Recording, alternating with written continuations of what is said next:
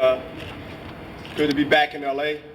I'm normally here 3 times a year, but it's good to be back here as a main event fighter at this stage of my long, great career.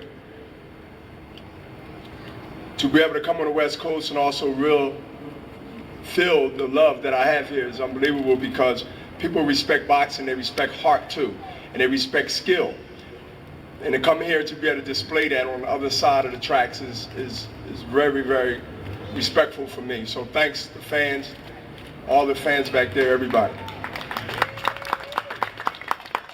I heard a couple of things that Chad Dawson said, but I also heard a couple of things that he said in the past, and Gary Shaw about not fighting, or they wanted to fight. Whether that's true or not, it's too hot to debate it out here, believe it or not. Better time than even 3 years ago. Think about it. He should and he will make more money than he would have made 3 years ago, because I brought excitement back to the division. Ever since my split decision stick up with Joe Gazaki, the light heavyweight division basically stalled.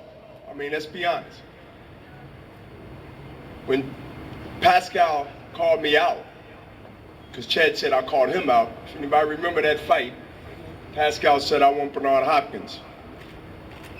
Now, I don't mind being grandpa, because I was home in my rocking chair, teeth in a glass, minding my business. And I accept the challenge. Back in the division of light heavyweight division. It stalled when I left, or when Joe Gazaki won the title. So I'm glad that now we get a chance to fight, and we get a chance to prove that be careful what you ask for. I believe I'm a better fighter than I was 2-3 years ago. I believe if I know that if Chad Dawson come with everything he just said just now, y'all gonna get every bit of that $55 or $50 y'all gotta pay. If you're home, if you come, y'all gonna get every bit of it. Because that was a preview of the last 2 fights with Jean Pascal. One thing about being great, Chad, because Gary already knows, he's been in his business for a long time. As he said, we know each other over 10 years. He mentioned something, and I listen what people say. He tells you how they think and how they feel most of the time. Doesn't necessarily give you a whole report card. And he said something, and this is something I always pay attention to. And I know when people say something just to throw you off, or say something just to say something, just to say it. Maybe that's true. But one thing about great champions, amongst fighters, or amongst just having a championship belt, that's one thing to have a belt. There's so many out there. Y'all know it's 5 belts in each division, maybe 6, right, Doug? Okay. So be champion is okay, but you don't raise your eyebrows up too much, because you got to do above and beyond that now. But he mentioned that the reason, sort of, or he hinted around that the reason that he looked bad that night, because he had a lot of problems. You know how many times I fought with problems?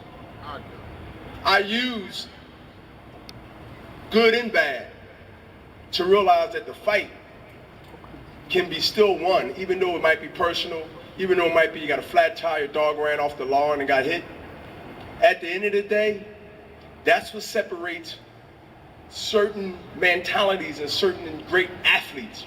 For the Michael Jordans from this guy, from Bernard Hopkins from this era, from Ray Robinson from that era, Hagler from that era, Ali from his era, 60s. Because to me, I'm not going to say real fighters, because he is a real fighter. I don't care what it is. It doesn't affect what I have to do. Now, as far as chumps or champs, Gary Shaw tried to correct you and said there's no chumps as long as they step in the ring and fight. There is a correction with that. There are chumps. But I believe that anybody that's signed to go in there to fight, start off as a champion, as far as having a heart to do it. That's a different type of champion. But you become a chump when you don't do what you say. You become a chump when you go in there and you get hit and don't get up, knowing that you can. See, you go in there, you get a pass. It's called points. You start off with points because you had enough courage to get in the ring, but it takes a lot to go through adversity and don't become a chump. So I wanted to not bail you out, but I wanted to give Gary my definition that chump do exist in boxing, even though you're a fighter. You just don't get a pass and get the green light because you just happen to get your license and say you got a couple of fights. There's going to be times in a fight where you're going to have to separate yourself, whether you're a champion, a fighter, or a chump. And lately in boxing, not mentioning names, we've seen a lot of chumps.